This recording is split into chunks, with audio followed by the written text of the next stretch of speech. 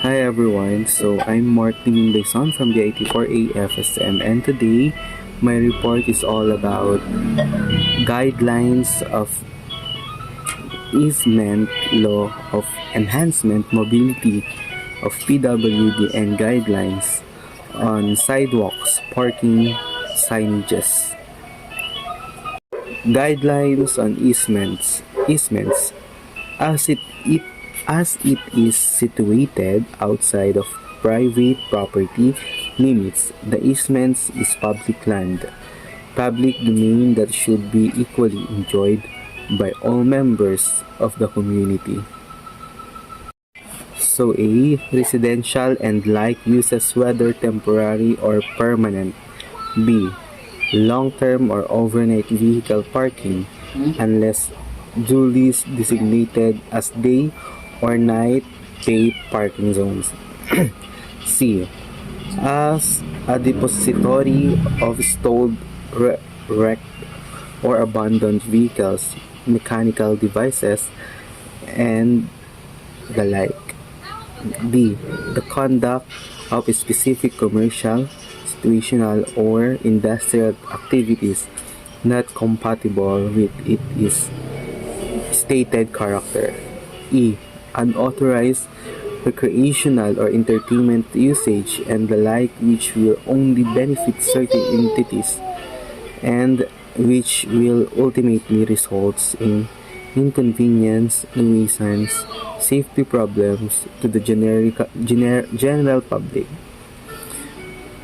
F. Any other form of private use gain, enjoyment, or profit at the expenses of the motoring or walking public. Allowed or encourage structures or developments within easements. Allowed or encourage structures or developments within easements, pedestrian access ways and the like, and to be located at above below the easements may also be developed for public use, a promenade and the like. The law to enhance mobility of disabled persons, PWD Law, Batas Pambansa.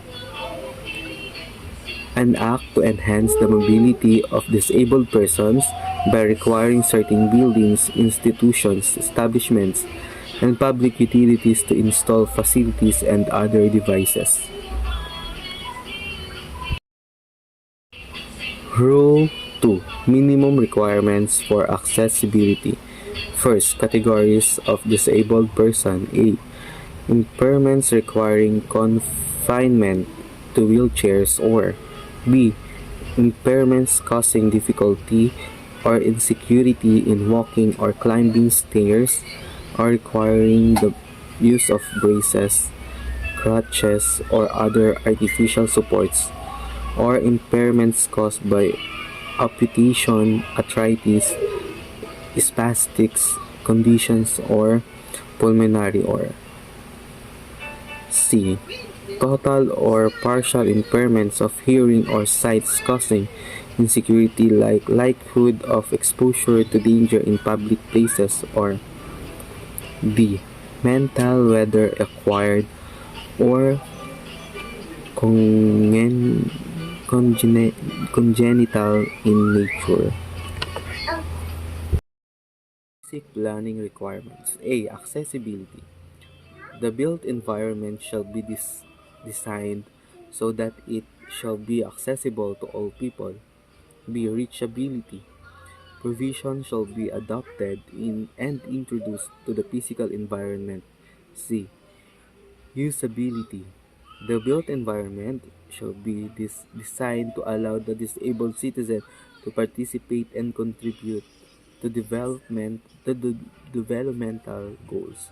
D. Orientation. Finding a person's way inside and outside of a building or open space shall be made easy for everyone. E. Safety. Designing for safety ensures that people shall be able to move about with less hazard to life and health. F. Workability and efficiency. The built environment should be designed to allow the disabled citizen to participate and contribute to developmental goals. Outside and round buildings, drop curbs. Curb cutouts.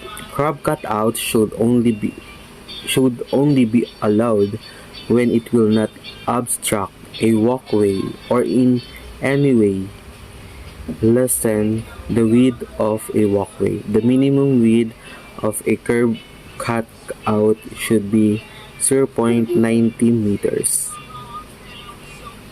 Walkways. Walkways should be kept as level as possible and provided with slip resistance material.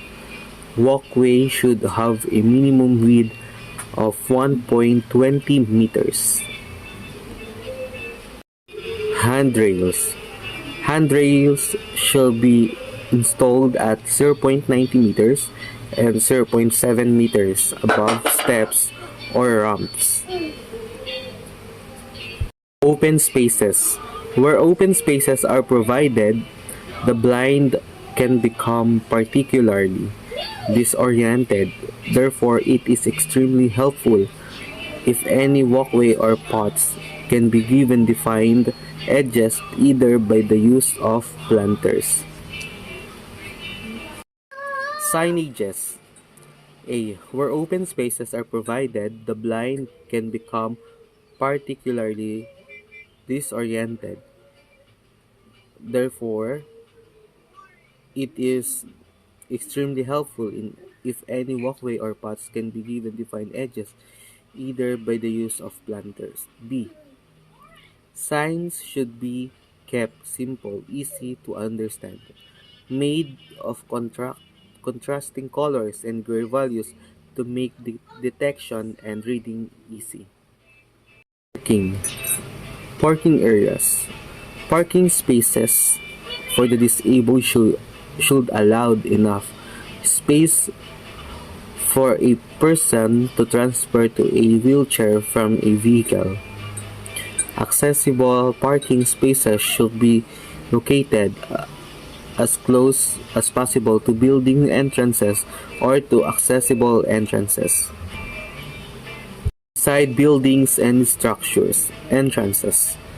At least one entrance to every building should be accessible from arrival and departure. In case entrances are not on the same level of the site arrival grid, ramps should be provided as access to the entrance level. Ramps. Changes in level require a ramp except when served by a drop curb, an elevator, or other mechanical devices. Ramps shall have a minimum clear width of 1.20 meters. Handrails will be provided on both sides of the ramp at 0.70 meters and 0.90 meters from the ramp level. Ramps shall be equipped with curbs on both sides with a minimum height of 0.10 meters. Washroom and toilets. In order to aid visually impaired person to readily determine whether a washroom is for men or for women, the signage on men's washroom door shall be an equilateral triangle with a vertex pointing upward. Guidelines and sidewalks. Subject to existing laws and regulations, the local planning authority shall determine which street shall have an open sidewalk or an arcaded covered sidewalk or a combination of both. The minimum width of the sidewalk for a raw width of 9.00 meters or more shall be 1.20 meters on each side of row or a total of 2.40 meters on both sides of the row. of 2.00 meters or more in width should include on its outer side a planting strip of not less than 800 mm in width up to a maximum of one-third of the allowed sidewalk width separating the curb from the sidewalk. And thank you. That's all.